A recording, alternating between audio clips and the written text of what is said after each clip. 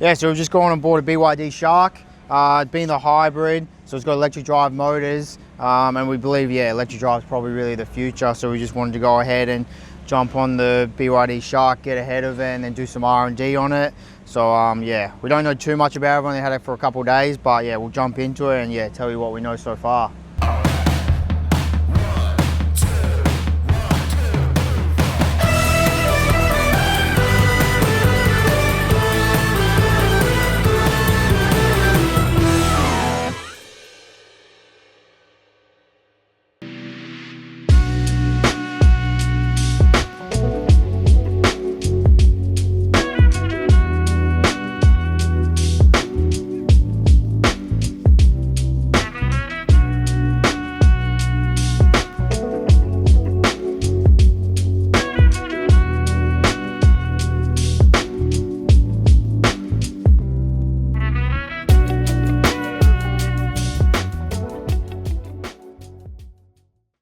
So yeah, it is a pretty small engine inside there, that 1.5 litre, but because it's got those two electric motors, one on the front, one on the rear, it can still produce a bit of power. So it's producing 650 newton meters of torque, 320 kilowatts of power, and that's really down to those two electric motors. So that's what actually drives the vehicle. It's not the engine.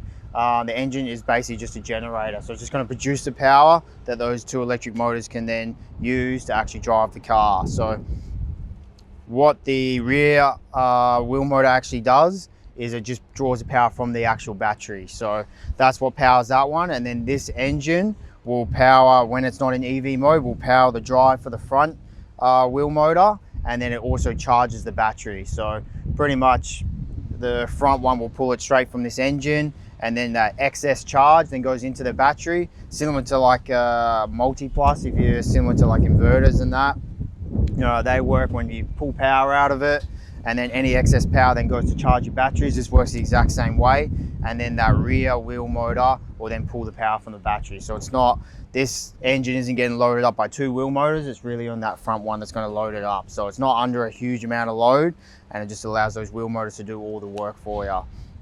So I think it's a pretty good system. It's similar to what mining does. That's how all the mining trucks really work for the electric drive. The engine just produces the power, just generates it for those two wheel motors to then actually consume and drive the actual vehicle. So pretty good little system, but yeah, you just don't get a huge amount of range is the only downside because of the battery. But yeah, so that's it pretty much for the engine. So we'll jump around to the side and show you more about the vehicle there. So just on the passenger side is your fuel filler, and then just into the tub here. So you've just got your switch here. You can turn your lights on for in the back, and then you've also got a switch inside the cab as well to turn them on and off. Then on the driver's side of the rear of the tub, you've got three 10 amp outlets just in there. The vehicle does have to be on for those to work, and you can pull up to 6 kilowatts from them for 5 hours. So it does have a 30 kilowatt battery, but you just got to keep in mind that you can't just park the car up and then use them for camping without having the actual vehicle on. So that's a bit of a downside, but apart from that, being able to pull 6 kilowatts is pretty good from it. Doesn't come with a tonneau cover or anything, but I think that's pretty standard for a lot of cars. And then it also comes factory fitted with just a tow bar and then just your 7-pin trailer plug there, along with the tow bar as well. So that's pretty nice to get that pre-installed from factory. That's pretty much everything at the back here. So we'll just jump around to the driver's side and just show you the inlets on how to charge it. It's just around on the driver's side. So this is just your little port here where you'll charge the battery up. So you've got two ports here. The top one is your AC charger, and then the bottom one is your DC charger. So there's just a type 2 connector on top. The charge rate of it really depends on what charge you actually get. So it comes with a 1.5 kilowatt charger, but to be honest, it's kind of useless because it's got a 30 kilowatt battery. It's going to take you forever to charge it up.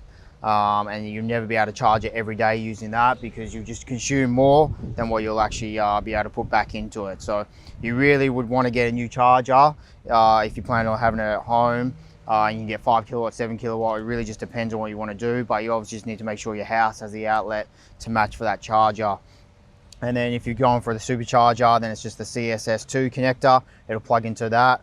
And then same deal, just depends on what supercharger you're at, on what the kilowatt rating is, and then how fast it'll charge it up. But all you really got to pay attention to is just when you go to the charger, if it's a 50 kilowatt or 30 kilowatt or 100 or whatever, and then you just know your battery's at 30 kilowatts. If it's fully dead, then you just do some quick math just to work out how long it's going to take to charge that battery up. So it's pretty nice having those two ports, but only being a small battery, if you can get a decent sized charger, you can charge it up pretty quick. So I personally probably wouldn't go much smaller than a 5 or 7 kilowatt charger, just because it is 30 kilowatts and you only get 80 Ks of range. You're probably going to be charging it every day, and let's say you charge it at work, you're really only going to have 8 hours max to be able to charge it. But then let's say you go out for lunch or something like that, then you're going to use it then. So you probably might only want to try to calculate for 5 to 6 hours of actual charge time. So yeah, you're really going to want a 5, probably 7 kilowatt charger to be able to get enough charge in there quickly that you can charge it every day and then just run it on EV mode. That's pretty much everything for the outside, so we'll jump inside and check it out in there. Yeah, so jumping inside, so to start the car, pretty standard, so you chuck your foot on the brake and then you've got your start stop button down here, so then you just hit that one down and then she'll power up. So all BYDs are the same. You can just turn this just to be able to rotate the screen, so if you want it long ways. But I mean, it does cut a bit of your vision off, so I'm not sure why. I mean, I personally would never put it this way. So I think lengthways works best, that way it doesn't cut off any of your vision. And yeah, it's got a big screen there, and then you got your little screen in front of you. So you can see on the front screen the different modes you've got. So we're currently in HEV mode, which is where we're using the engine to drive that front wheel motor, and then we're just charging the actual battery. And then if you wanted to switch to EV, then you just hit the little switch down here, and then we're now in EV mode, so you can see that on the front of the dash there. And then down in here you can see where your battery percentage is and how much range you've got left. So how the HEV works is you'll be in EV mode like we are now, so we can go all the way from 100% and then we can come down all the way to 25%. As soon as we go down to 25% on the battery, it'll automatically start that engine up, and then we'll move over to the HEV mode. Now we're going to use the engine to drive that front one and then charge that rear battery as well. And then anywhere between that 25% and it'll charge it all the way to 70%, we can then switch back to EV mode and it'll start draining that battery down again. Once we get to 25%, same deal, it'll then just kick back the engine in, and then it'll charge that battery back up. But that engine will only ever charge the battery to 70%. So to reach 100%, you do need to plug it in. But we can't do that because the car's just new right now. They just recommend that you don't plug it into the actual wall and charge the battery until you reach over 1,000 K. So we'll just keep it in this mode and just keep switching between the two modes and just fill it up every 700 odd Ks. And then once we get past that 1,000 Ks, then we can go and plug it into the wall and then start just running it really on EV mode. Because yeah, we've got 80 Ks of range, which would be enough to get to and from work every day and just charge it up every day at work. But then when you do those long trips, then this is when you'll then switch between EV and the HEV mode just to try to extend the range. But you need to make sure you always do go into the EV mode. If you don't do that, then yeah, it's kind of pointless you buying this vehicle, because it's just going to operate like a normal diesel or any vehicle really, where it'll just use the fuel to just drive the vehicle, and then you won't get any benefits of an EV. So you definitely want to always pay attention to that battery and basically utilize it as much as possible. Otherwise, you're not really getting any benefits. It's got, yeah, pretty standard stuff like the Apple CarPlay. But what I've noticed on this is it is pretty quick. I'm not sure if a lot of new cars are like that now. Comparing it to my D-Max, it's definitely a lot better. The wireless CarPlay doesn't work too well in the D-Max, and to be honest, I've kind of given up on it, where this one is pretty quick. So as soon as you start the car up, it pretty much connects straight away, and I haven't had an issue so far of it dropping out, where my D-Max just constantly drops out on wireless. So it's a pretty good system. And then you just control everything through the actual screen. So you obviously got your controls down here for all your temperature. You can do voice commands for everything as well. And then yeah, it's got all your apps through here that you can utilize everything. And then to get into the settings, you're just gonna hit the little car there. So it's got a little symbol there, same as like all your Victron gear. That little symbol basically means it's got a update to do. And then they'll just constantly send that over the air, because it does have an inbuilt SIM card, which you can see up here. You do get 2 years free when you buy the vehicle with BYD. How much it's going to cost moving forward after that, I'm not sure. And whether you can then insert your own SIM card, I'm not 100% sure, but I mean, time will tell with that. I guess we can ask a question on the first service, how that would work. But yeah, you get 2 years free, and it'll just automatically send updates to it, and then you can just run those updates, and you don't have to be in the vehicle doing it. You can just park up, run it, and then yeah, you can leave the vehicle and it can just update while you're at work. So just want to keep in mind just to pay attention to them. If you ever see that simple, it just means it needs an update. So yeah, you got all your standard like adjustments you can do for everything in the actual vehicle. That's where you can see the software update, and then just manage all your apps and all that, audio, display, all that type of thing. You can change a lot of the displays. You can change the background. You can change what mode it is, whether you want dark mode, light mode, or auto. I personally believe dark mode looks the best. That's why we've left it with that one. And then you can upload your own image to it. So if you wanted a different background to what it currently gives you, you can just send it via Bluetooth to it and then upload your own image. That's pretty nice. And then he's got all your actual safety features and all that in here. So you just intelligent cruise control. That's pretty standard these days. And then just all your other safety stuff. But I don't think you really want to turn off too much of it, apart from maybe the hill descent control. But yeah, most of it's pretty good. What I've noticed on this is the active, the automatic high beam is actually pretty good. So hard for me to compare because I've only got a D-Max, which is pretty basic when it comes to electrical stuff, but it definitely works really well. The D-Max is just really slow to actually turn the high beam on and off. It doesn't really pick stuff up properly. Where I've noticed for this one, it's bang on. As soon as it sees a car, it's instantly off. And then as soon as it knows it can turn the high beam on, it does it. If you're around like street lights and you've got a fair bit of actual light around you, it doesn't seem to turn it on, which is obviously good. But then as soon as it gets that little bit of dark, we're like, oh, I would like high beam. It turns it on straight away. So that's a pretty good feature. And then you got your parking assist. And then now you're going into the actual battery side of things. So you can just change any of your settings. You can see that the most you can ever set it to is 25 or 70%. That's all you'll ever get out of it. So if you wanted to adjust to have the engine kick in earlier, you can do that by adjusting the rates here and then how much it'll actually charge up to. So you can just adjust all that as you like to.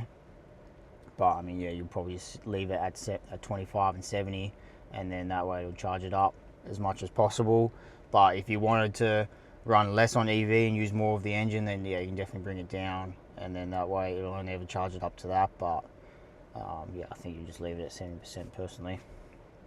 And then you got your regen braking. I didn't find the regen braking is that aggressive. The salesman said that suggested to leave it on standard mode, which is what I tried, but I had it on standard mode, and to be honest, I didn't really find much regen braking was happening. So I've changed it to high instantly, and you can definitely feel it a lot better now. But I think it is a bit more aggressive in like Teslas and your true EVs. A lot of people I've spoken to that actually have EVs reckon that you can pretty much just one pedal drive it, where this one you still need to use the brake to actually get to a complete stop, probably because it doesn't have the full battery and the full EV setup the actual EVs have. But I don't find it to be too aggressive, so I've just set it to high, and then that way we can get a bit more regen braking coming in, instead of just leaving it at standard where you'll get less charge coming in from your regen braking. And then you can just change how it displays things, whether you want it to be the battery percentage or tell you in mileage, or just change it on the dash here. So now it's telling us how many Ks we've got left, or you can have it set at percentage. I just leave it at percentage just because I find it's a bit easier to tell when it's going to cut in and out for the actual engine, because they're set to 25 and 70%. If you had it set to mileage, then I've got to try to work out, so when's the engine going to kick in, because you're not really sure. So I just feel it's a bit easier if you left it on the percentage rating, and then I know I've got 25% left until that engine's going to kick in. And then you can have it always set that it'll be sport mode, but I personally just run it in eco mode. I don't really send it too often, so I think eco mode is the best, but you can change it to sport. But it is going to use quite a lot of power to do that. So a lot of people have complained that you don't really get too much range, but they're driving around in sport every day and just absolutely feeding it to it. So of course you're not going to get too much range. And then he's got some of these smart charging features, because you can adjust if you wanted to plug in and then you only wanted to charge from say midnight to 1 a.m. or midnight to 5, whatever you want to do. You can adjust all that stuff in here. But I personally think that you just plug it in and just let it go, unless you've got specific times that you want it to do, like say you work long hours at home or at work or whatever, and you only want the solar to be able to charge it. That's when I think it'd be a good feature to set that up. Otherwise, I'd probably just run it and just let it charge up, and then as soon as it's fully charged, it'll turn itself off. So, and then yeah, you've got all the different graphs that you can see now, whether you want to see how much power you use and fuel, all that, and then you just get a fair bit of data there, so it's pretty good. You can see a fair bit of information.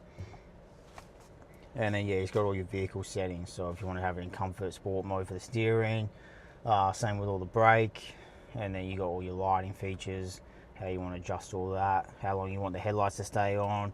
That's pretty standard stuff now as well. And then yeah, auto wipers, auto folding mirrors, but I don't see you turning much of that stuff off.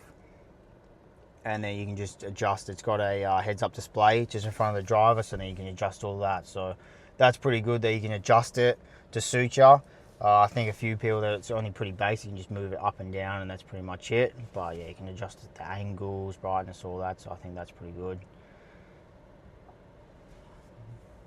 And then yeah, just a bit more on just the displays, how you want stuff to look on the actual display in front of the driver there. Yeah, so we'll just jump to the BYD home screen. So you just hit the little button there, and then just your vehicle pops up.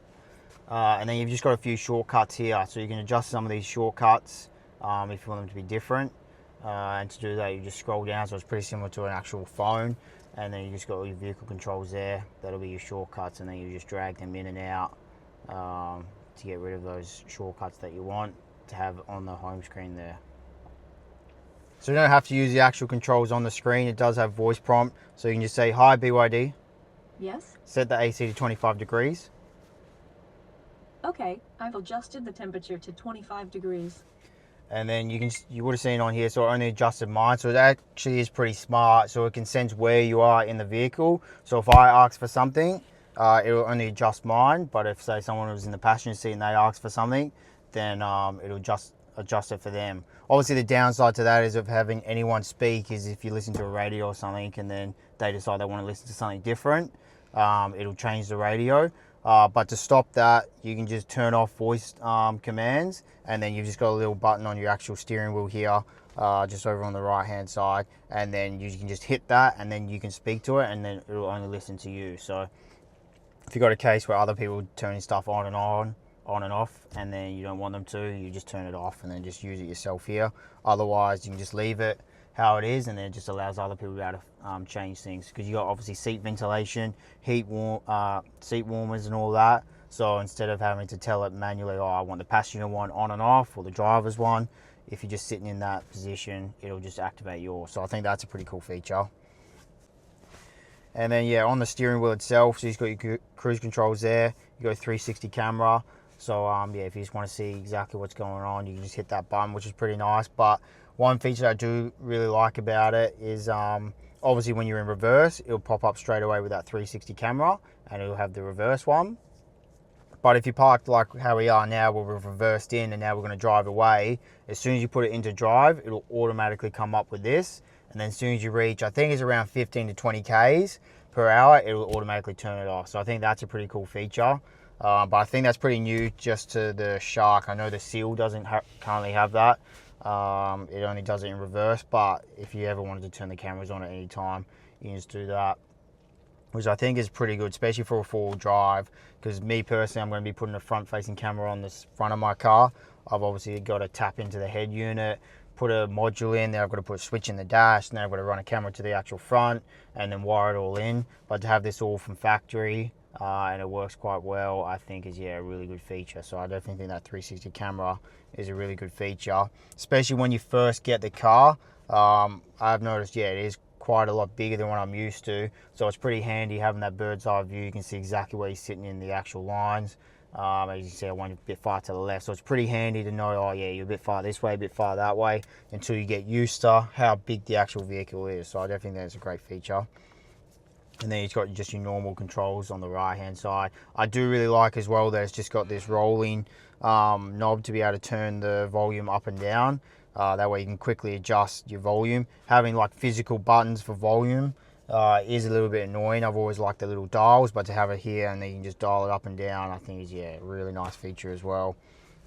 And then, yeah, just your voice prompt and then just your call, hang up and decline there as well. And then he's got your 2 modes down the bottom here. So whenever you go off-road, you can just change your mode. So you can go to sand, mud, mountain, any of that.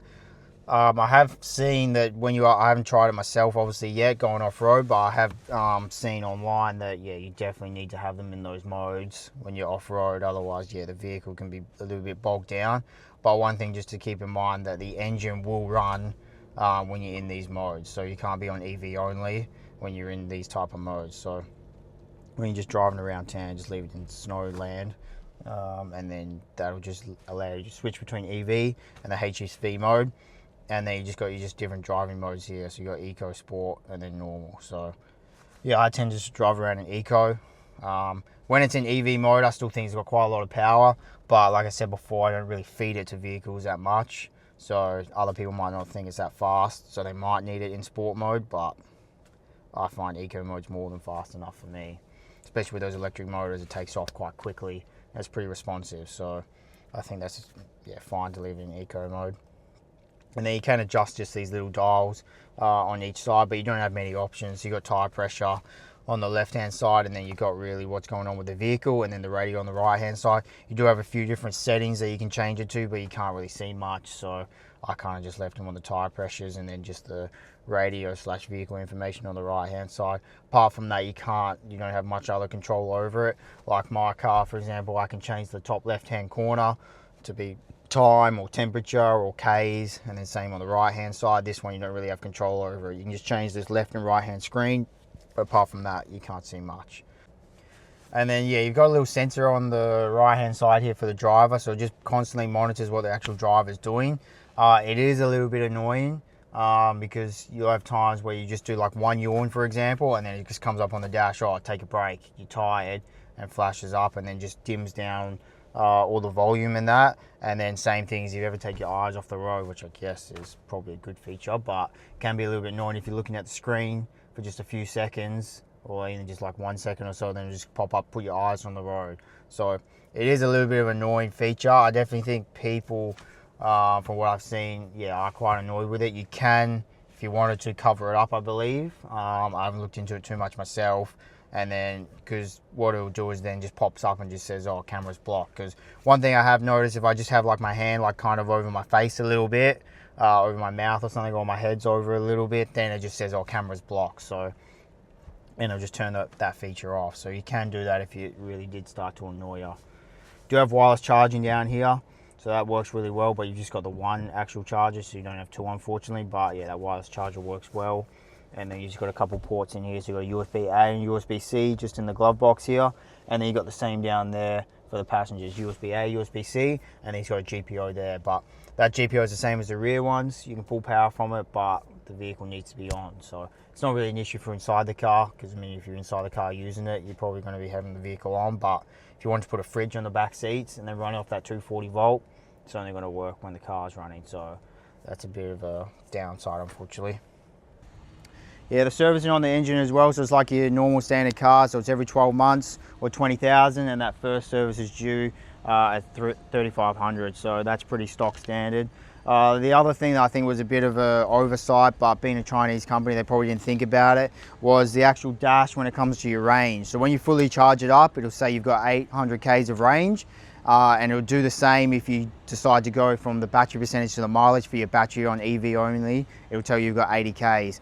But that doesn't actually look at what you're actually consuming from the vehicle. It's just a straight range, and then it just looks at how far you've gone, and it will just calculate it. So if you do put a lift or put a bull bar or something, add more weight onto it, obviously you're going to reduce that range. That first time you fill it up, and then charge it, it's going to go to that set range of like 800 Ks and 80 Ks on EV mode, but that's incorrect. So you can't adjust that.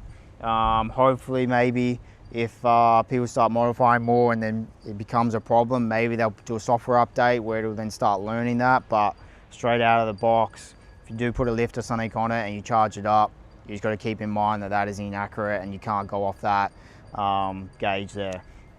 The other thing I'd probably recommend, and we're going to do ourselves, is we're going to get it paint protected, mainly really to protect these plastics. Yeah, they're just absolutely covered in plastics everywhere, which I think is, again, fine for Europe and Asia, but Australia, these are going to get absolutely destroyed by our sun, and it'll probably just turn into like your JK Jeeps and that, where just those flares just look like terrible because they've just been weathered. So I think right now it looks pretty good, but you give it 2 or 3 years and yeah, I think it'll look pretty bad because you've literally got plastics everywhere. Like this car is covered with it, and then you've just got faded plastics everywhere. I think it'll just look terrible. So I would strongly recommend getting paint protection, or at least somehow protecting all the plastics on the car, because I don't think this car will age well if you don't do that. But apart from that, I personally think they're a great looking car. I definitely think once you get a lift and tyres on it, yeah, they're going to be a really good looking car, and I think it's a great daily driver slash weekend warrior. But if you did want to load it up and go for a full tourer, yeah, I mean, time will tell, but I personally don't think this is the car for you. But I definitely think it's a great option for most people out there, especially if you drive, you know, less than 80 k's round trip to work. You can literally just run this on EV mode all day, every day. And even if you had to charge it up at home because you couldn't charge it at work and you had to pay for it yourself, I think it'll cost you about 40 to 50 bucks a week to charge it up. Still less than half the price of fuel. So it's definitely a great option. Even if you have to charge it at home, you're going to save some money. And bang for buck, yeah, you can't beat these things. They're 62,000 drive away. I mean, they're cheaper than a bloody Triton, mate. You know, like Tritons used to be the cheap car. I mean, now they've gone up in price. I think they're around that 66k mark. They're cheaper than that. And yeah, my personal opinion, Tritons look terrible. So, I mean, this looks a lot better. It's cheaper, and you get a hell of a lot more functions out of it. Like the tech you get in this thing, I don't think you get in really any other dual cab. Even like a Ranger Raptor that's top spec, you don't get the same tech that you get in this. So I personally don't think you can beat them. And that's why I think they're just being, yeah, flying off and doing record sales, because, yeah, I think people love them. Bang for buck, you can't beat them. And then, yeah, going to that EV, I think is a big upgrade. But yeah, we're going to do some testing on it, see how it actually works in the real world. We'll get through those first 1,000 Ks, get the paint protection on it, get some window tint on it, and then we'll just leave it in stock form. I don't think anyone's even released lift kits in that form yet anyway, so we couldn't do anything if we wanted to. And then do some real testing to see how it performs, especially off-road in the sand. I really want to see how it goes off there. And then once we've done that, we'll get some true figures for it. And then we'll probably go ahead and put a lift on it, put tires on it, and then do those same tests again, and then compare to see how much range you actually lose. So yeah, we'll do that. And then yeah, we'll probably work on a few R&D products that we want to try to release for this thing. But yeah, we're just not 100% sure what we can do at this stage. So yeah, we'll just see what we can do. But we should be releasing those things hopefully shortly in the coming few months. So yeah, if you're interested, stay tuned for that. But yeah, you can just head over to our social media on Instagram, and that we'll probably release some information there. Head over to our website, or yeah, stay tuned on the channel, because I'm sure there'll be some more videos coming up on updates on this thing.